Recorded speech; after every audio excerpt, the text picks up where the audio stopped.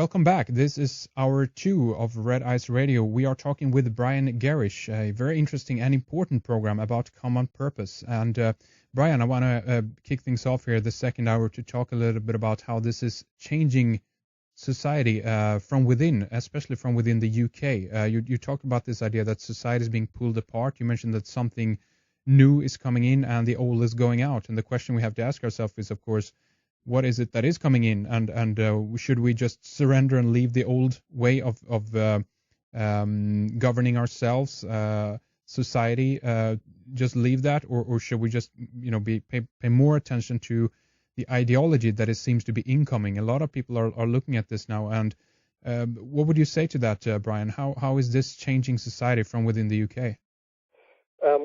Well, we can now see a huge numbers of changes in our society, and we don't have to look back many years. We can go back 10 years. Certainly, if we go back 20 years, we see the huge difference in our present society. If I just do a summary of a few things for people, we are now living in Britain, where we have well over 4 million CCTV cameras. So in every city now, there is a camera watching you at some point.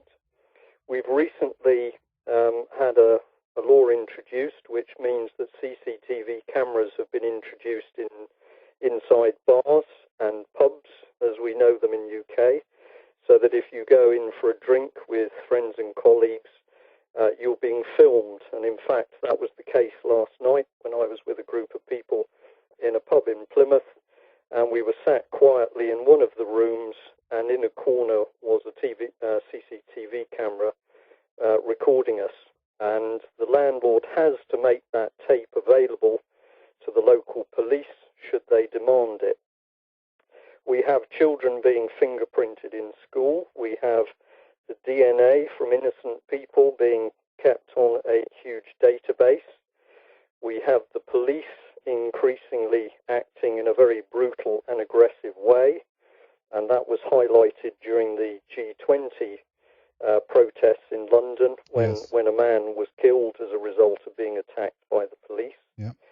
We're seeing a huge number of laws coming in which affect everyday life, whether it's where you can park your car or whether you can smoke in the open air.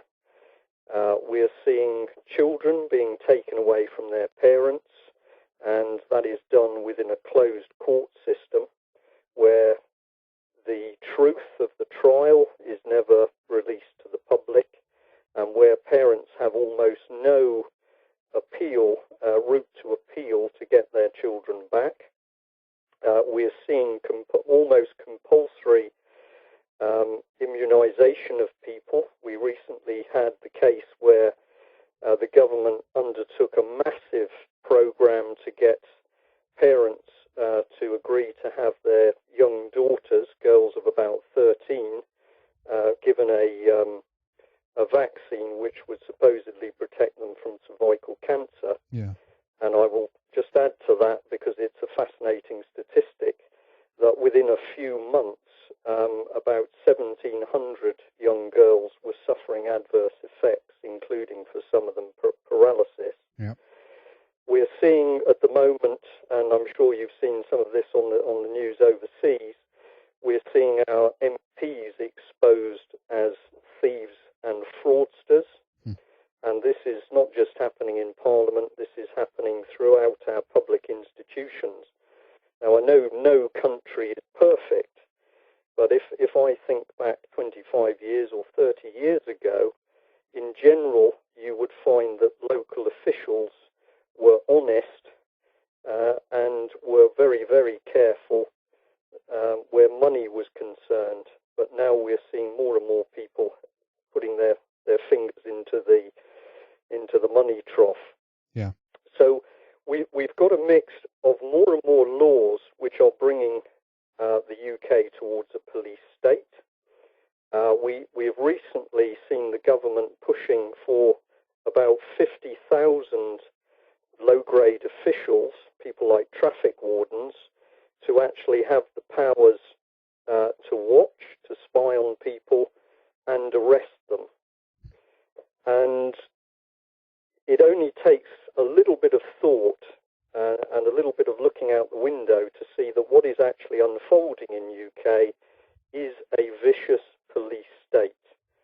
And because of the modern technology, we are looking at something which will make East Germany, for example, look like a holiday camp. So you watch a police state unfolding in the country, but what most people can't see, and they are becoming increasingly concerned that they can't see how this situation is happening, because it's like it's slowly creeping into position. And it was our work in looking at common purpose that began to give us a clue as to how this police state scenario was gradually being brought into position.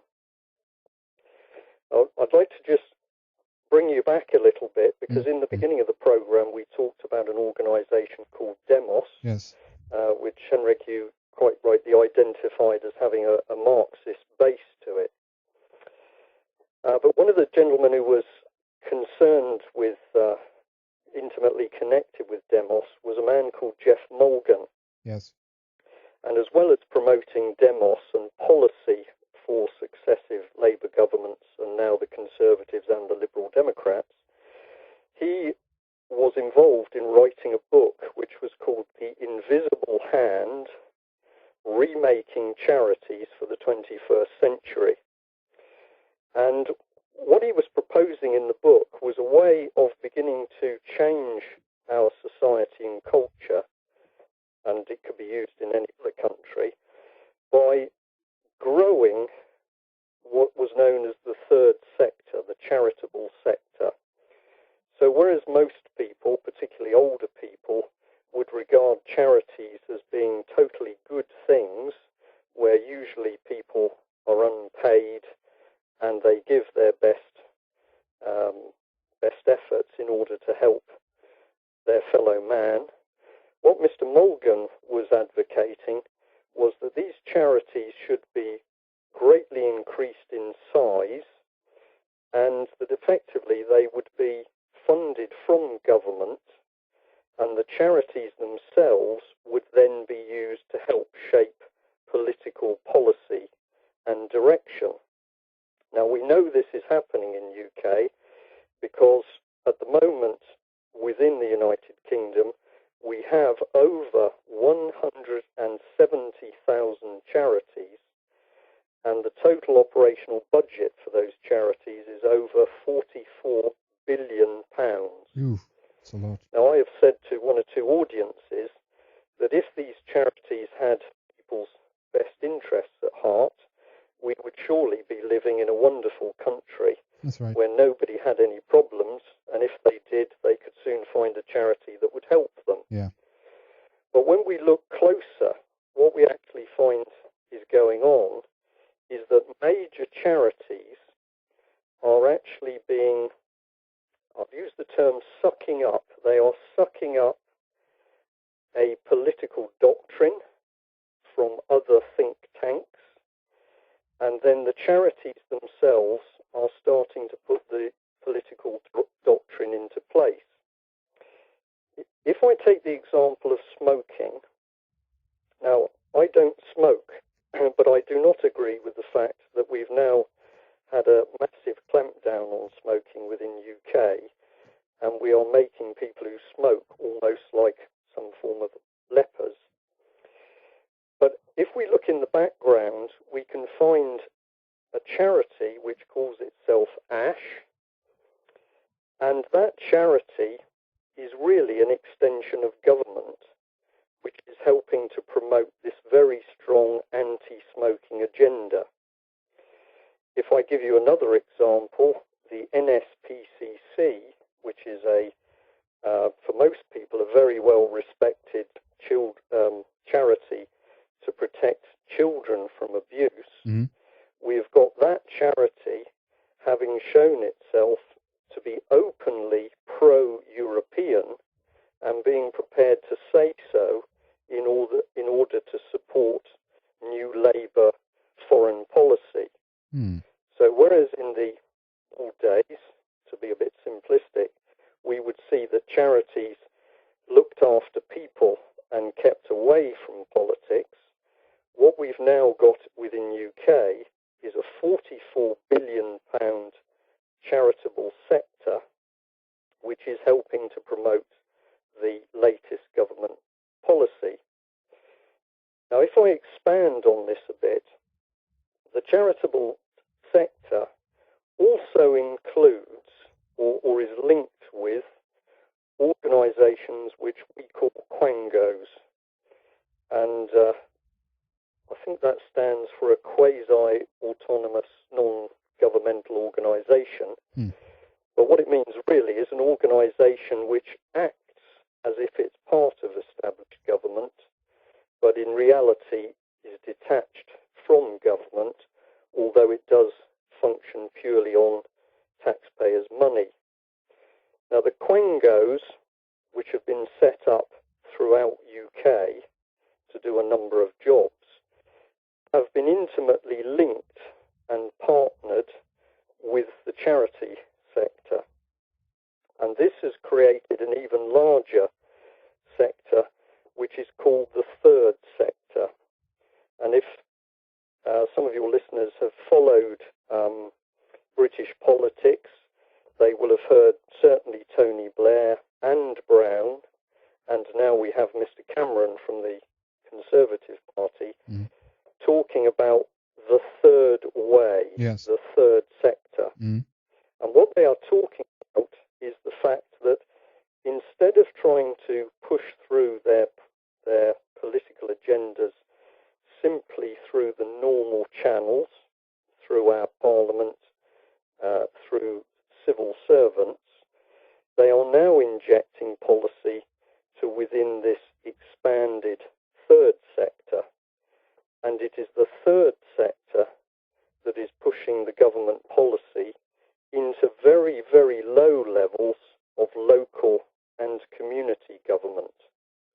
And this is one of the reasons why people can see policies coming into place, but it's almost like it's an osmosis.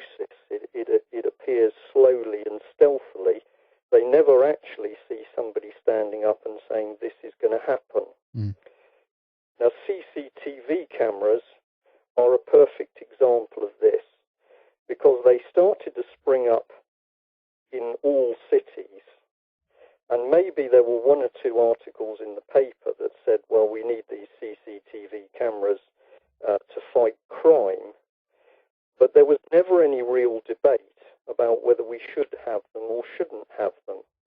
And then after a few years, there are so many of these cameras and so many people have got used to them that it's become a fait accompli. It's there. You can't do anything about it. Right. Now, what my research started to show me, and I'm pleased to say that I have now got many other people also following the same direction, is if you have created a massive third sector and you then inject into that third sector so-called leaders who have been reframed to head in a new social and political agenda, what you've really done is taken the power base away from the established government. And you are now taking control of a country from within. That's the key to it. Yeah.